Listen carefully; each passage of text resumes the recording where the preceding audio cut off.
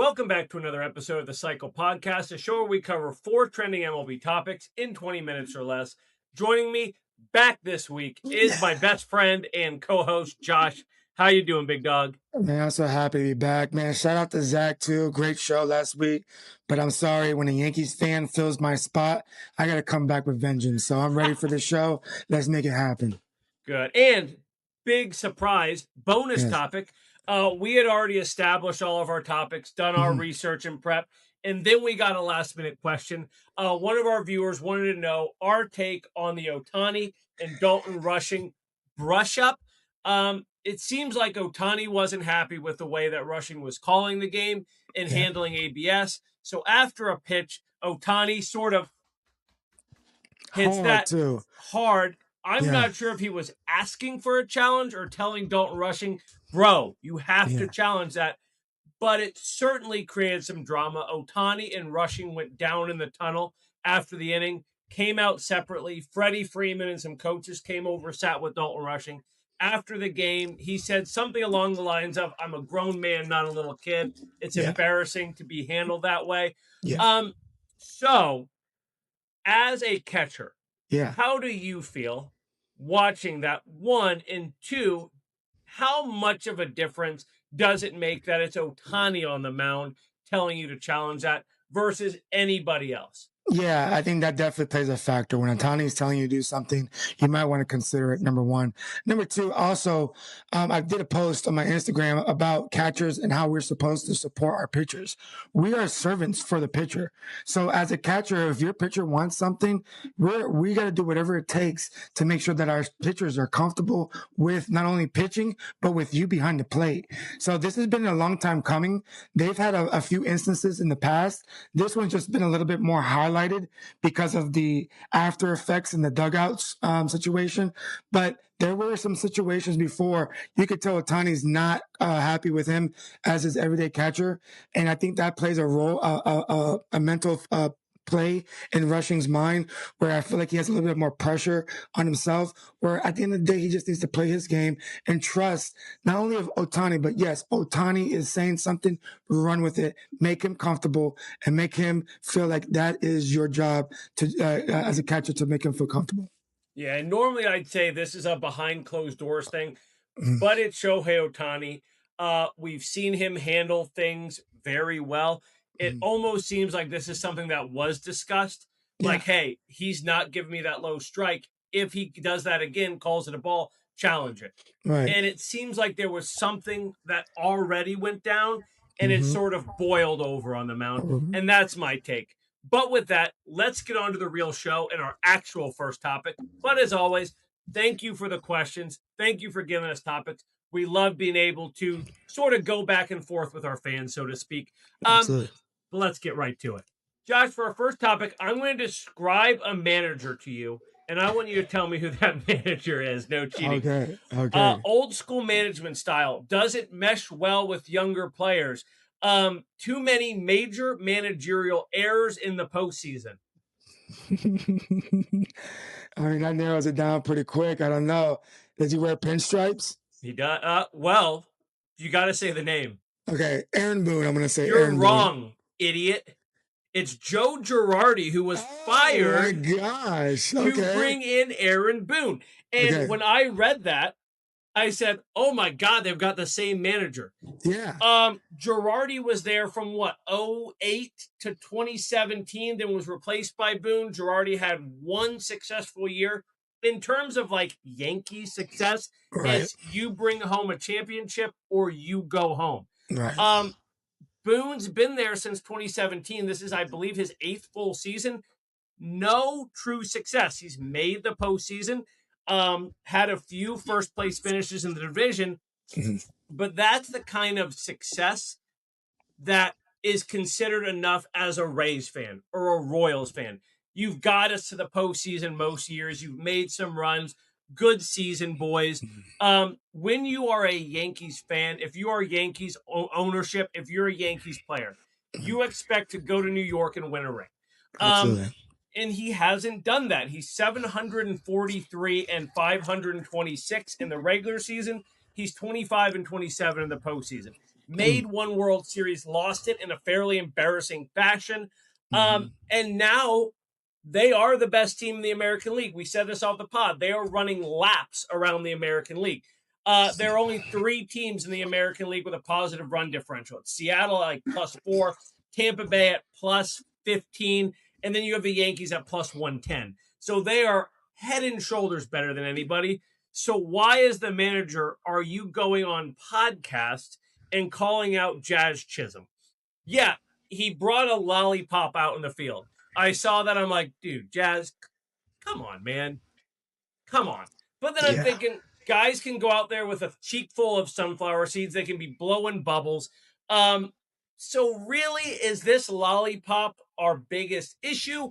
Or is there something going on in the clubhouse where you say maybe these players don't respect Aaron Boone like the media thinks they do?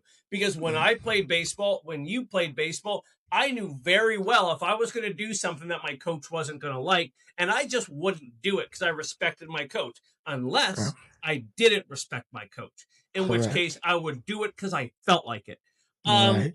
So watching this from the outside, take into Yeah. consideration Boone's history, the timing of this Jazz thing. And are you on board with me where I say Aaron Boone's got to win one this year or he's going to have to hit the road? I thought this was a year too late. I felt like he needed to win last year or he was gone. I don't know what they're seeing as an organization, as a brass per se up there in New York with him. I think that they've given him all the tools. You got one of the best players in this generation, in Aaron Judge. Granted, he is a little bit hurt right now, but you got, big time arms, big time bats. You got key players, key role players as well. What is the X factor is chemistry. Chemistry to me is something that you cannot buy. You can buy all the greatest baseball players that this league has to offer, put them in a team, but if there's no chemistry there, it doesn't matter who's leading the charge. The chemistry is an X factor, and that's what carries the team past September and into October. Nobody wins a World Series in June. So yes, they're running laps. They're the best team in American League, probably in the MLB, arguably. But at the same time, they have to come together and really have a tough conversation, because these are grown men that we're talking about here. Yes, each of them has their own characteristics, their own attributes that they bring to the table, whether it be the leadership style, whether it be some type of flashiness, hoorah, rah, rah, or quiet, stoic, whatever it may be.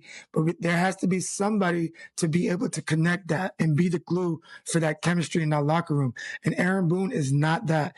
Maybe he came in at the beginning of his tenure and he had somewhat of the respect because he was a former player, played for the Yankees. He knows the Yankee way, playoff hero, very familiar with, the old style, traditional style of the Yankees organization. And then they kind of fell off of it. I think that it all kind of took a turn when they started talking about the no facial hair, little things like that. People are like, they laugh about that, but you got to understand that was placed in the player's contract for a reason. Mr. Steinbrenner made that a very, very valid point, that the little things, it sets us apart from all the other organizations. We are the Yankees. We're not nobody else. We do it our way and we win this way. So when they took some of those Yankee way attributes away from that organization and try to modernize it, and I get that adaptability of trying to adapt to modern day times, but certain things you cannot change, and the minute details of this organization is what really sets them apart. So I think that was a turning point for this, and I'm in agreement with you. If he doesn't win this year, he has to go. Yeah, could be as George Steinbrenner in his era. I mean, the 80s, they didn't win a single World Series, and they went through like 7 managers. Steinbrenner said, you win right now or go.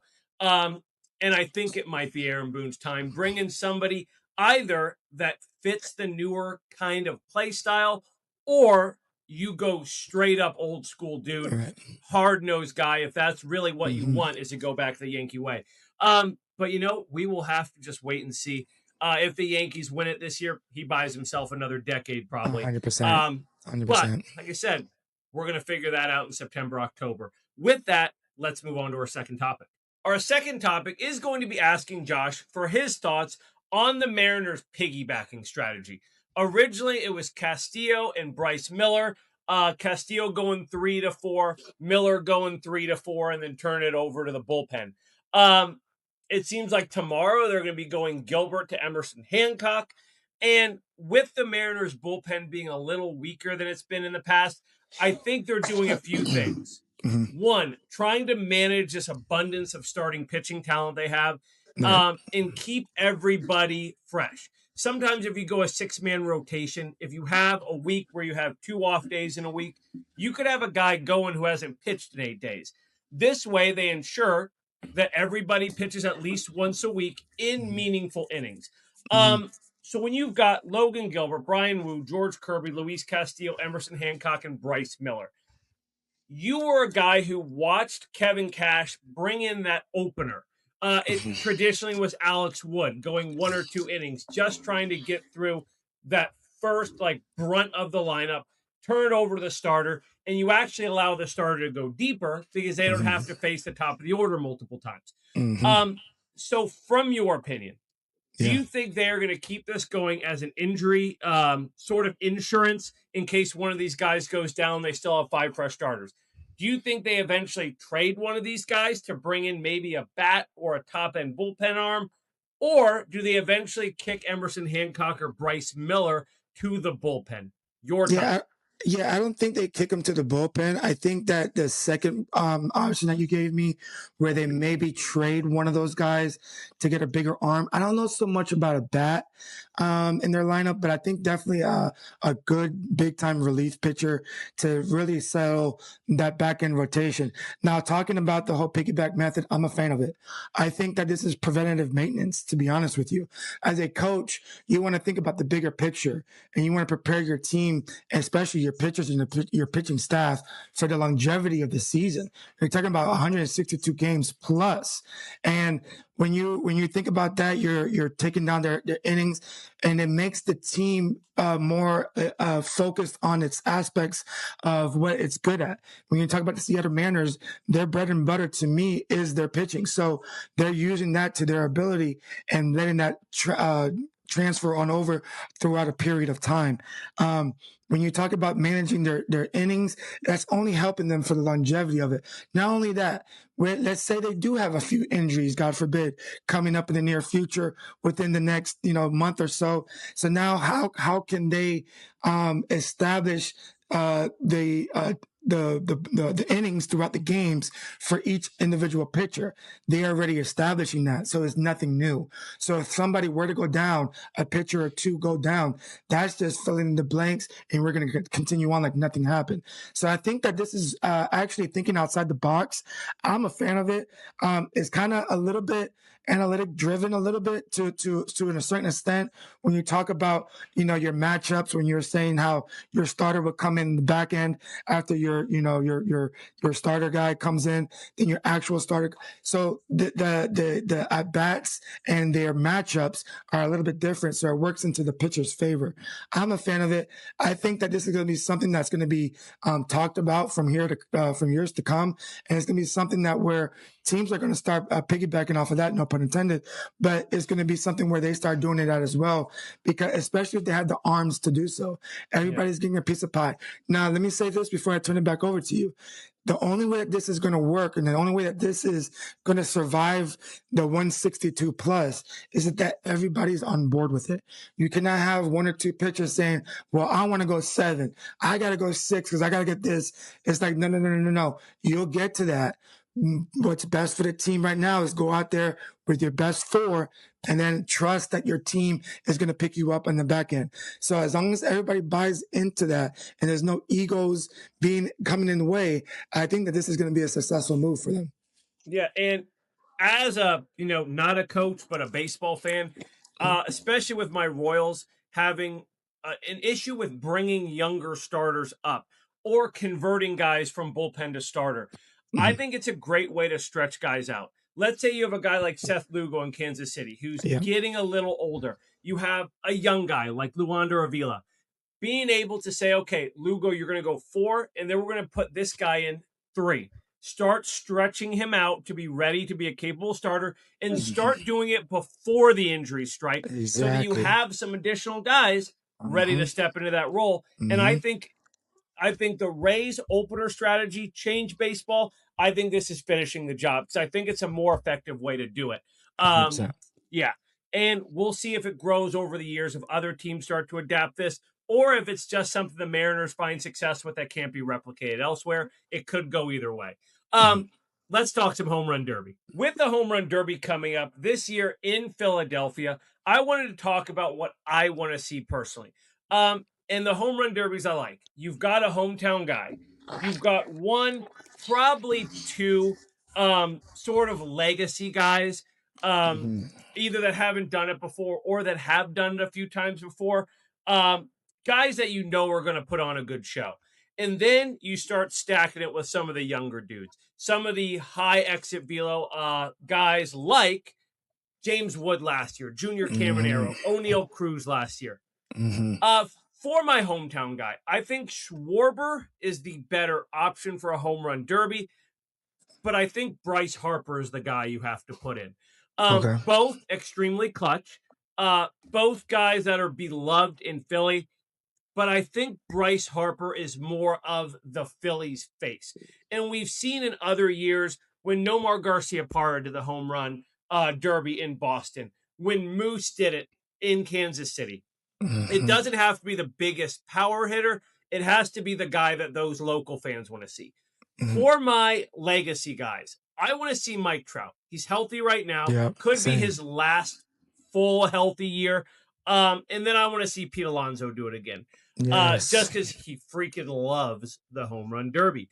He's had success. He's won it twice. He's participated 5 times. Now the young dudes. I went with the high exit velo guys first. Nick Kurtz, Jack Caglione, and Jordan Walker. And then I want to wrap it up with Munetaka Murakami and Ben Rice. I think that's a good collection of young guys. Jordan Walker, a guy who's finally putting it together. Give him his chance to shine. Nick Kurtz sort of heated up late in the year last year when he was called up. Didn't get a chance to do it last year. As did Jack Caglione. Same thing. Came up later in the year, had his struggles. Ben Rice, quite possibly an MVP candidate this year. And then Munetaka Murakami, another potential MVP candidate this year. Both young dudes. So for me, that's a perfect home run derby. Is there anybody you think I left out that should be like a shoo-in kind of guy? And is there any guys you just want to see have a chance to do it?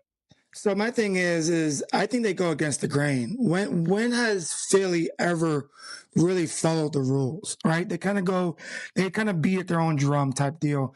And I think that they kind of go against the grain where they're going to add both of them, and Schwarber and Bryce Harper. I really do.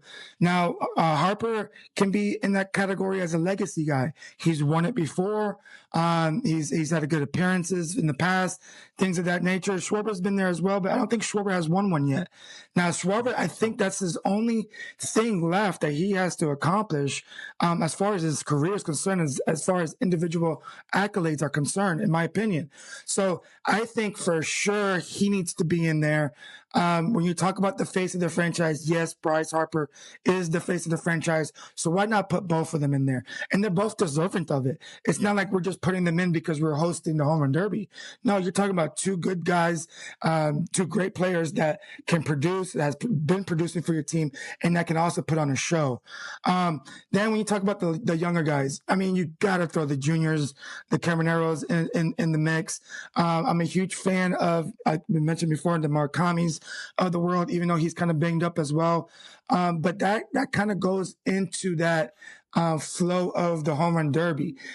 His flow, his swing kind of goes with that. I think you throw in Pete Alonso in there as well as a legacy guy. And I think you hit it on the head when you talk about Mike Trout. I don't remember the last time Mike Trout was in a home run derby. And I feel like we got to take advantage of all the opportunities we have for Mike Trout when he is healthy to put him on the platform for people to see this talent and to see what could have been a generational talent talent coming up in the league. So we took kind of his talent for granted. I get it because he was in a more on the West Coast, and they're not televised as much and all that good stuff. But Judge is a for sure one in there. I think that this year is going to be a lot of left-handed hitters, if you ask me, and I think a left-handed hitter wins it. Nick Kurtz is a great option in there, but if you had asked me my personal 8, I think you got to throw James Wood in there too. So I got James Wood, Nick Kurtz, Junior Caminero, Pete Alonso, Aaron Judge, and then Bryce Harper, Schwartz, Otani, and then Mike Trout. So I think that's to me, I would like to see that. Is it the most flashiest of home run derby hitters? Probably not, but it's going to be something where the fans are going to be really appreciative of what's out there and what's being presented out there. Yeah, and like the reason I didn't put Buxton, I didn't put Wood, I didn't put Caminero in, is because it could be sort of a repeat of last year. All 3 guys participated. I think Judge is great. It's going to depend on his health. And if, let's say, Judge doesn't do it, Murakami doesn't do it because of their health, then you go James Wood, Caminero, Byron Buxton, and say, hey, you guys have done it before. You kind of know what to expect. So hopping in on short notice isn't as big of a deal. Same thing would go for Pete Alonso. He's done it enough times. He could show up the day of and start swinging it. But either way, it's going to be a fantastic derby. And I'm really excited with the rule changes. No more timer. Going back to straight a number of swings. You get 20, 15, 10. I think it's going to be a lot of fun. The only one I want to see that they haven't done before would be a teammate style one. Let's see if you can go Judge and Rice, Otani and Betts, something like that. I think would be a lot of fun. Okay. And that got me thinking with Schwarber and Harper. I think a team-based style home run derby would be a lot of fun to see. But with that, let's waste no more time and get right into Who's Hot. Now moving on to a very special Who's Hot for me, because I finally get to say that Jack Caglione has arrived. You saw it firsthand. We were both at the game.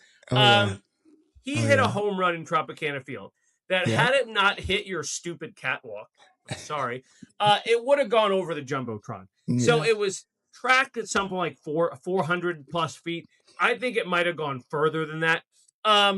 But that was his second home run of the game. He's had 3 multi-home run games recently. In his last 16, 8 home runs, 18 runs scored, 15 RBIs. He's batting .323 with a .723 slug. I believe his OPS is slightly above 1,100. So this is a guy who struggled so bad last year. His swing and miss, his inability to lay off the same pitches over and over. And when he was hitting the ball, it was getting hit hard, but he was hitting it on the ground right at somebody or in the air right at somebody. And his numbers from last year suggested that he's just a little bit of good luck away from being the Jack Caglione that we wanted to see. And I think for all intents and purposes, that Jack Caglione is here, and I'm hoping he's here to stay. He still doesn't draw enough walks, still swings too much, but he's continuing to make hard contact. His exit velo is in the 99th percentile. He's an absurd specimen. And it's coming at a time when the Royals' entire starting infield from day one is on the IL. You've got Bobby Witt Jr., Maikel Garcia, Jonathan India down for the year, Vinny Pasquantino down. We don't know when he's going to be healthy. Our all-star closer is down, Carlos Estevez. We're down Cole Reagans and Chris Bubich, and we're now down our starting center fielder.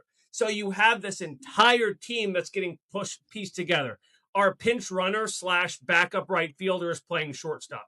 Jack Caglione's playing first. We've got our utility outfielder playing second base. And while all this is going on, Jack Caglione is just continuing to hit. And he's showing the ability to put the team on his back.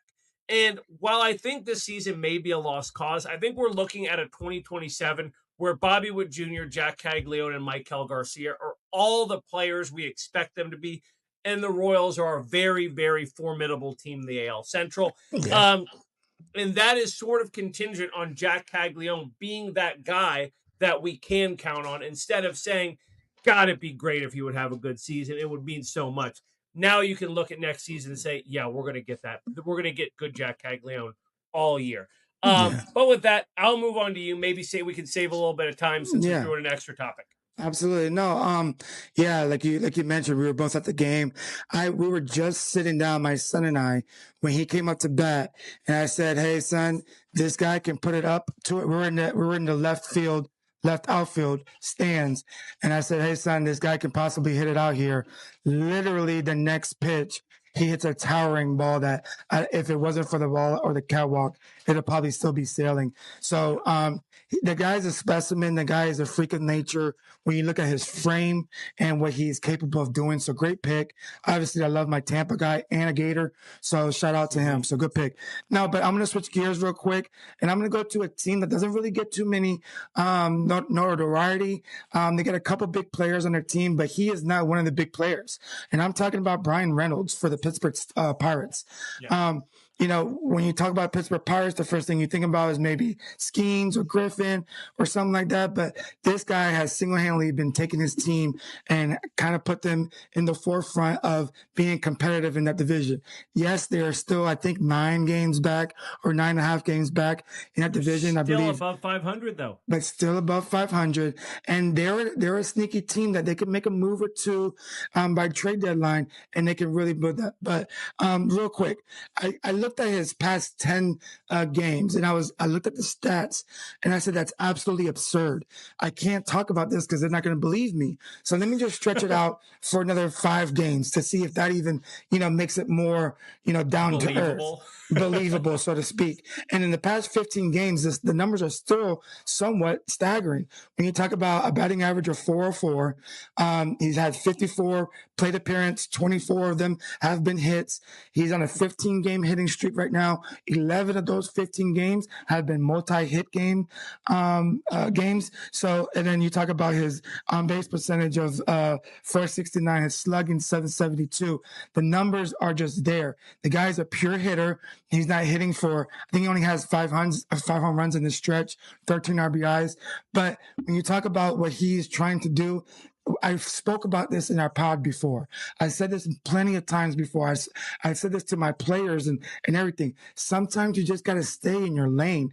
Do what you are good at, and let the chips and everybody else follow.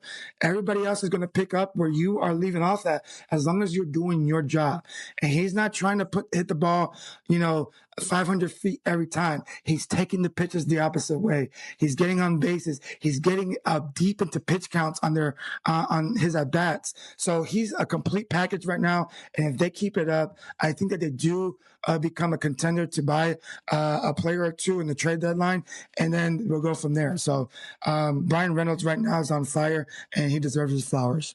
Yeah, with Pittsburgh being a team that offered Kyle Schwarber, that offered Jorge Polanco this offseason, I think those guys said, yeah, I'm not going to go to Pittsburgh. Show us something first. Now they're showing it. It's a situation where there could be guys who say, yeah, I'll waive my no trade clause to go to Pittsburgh.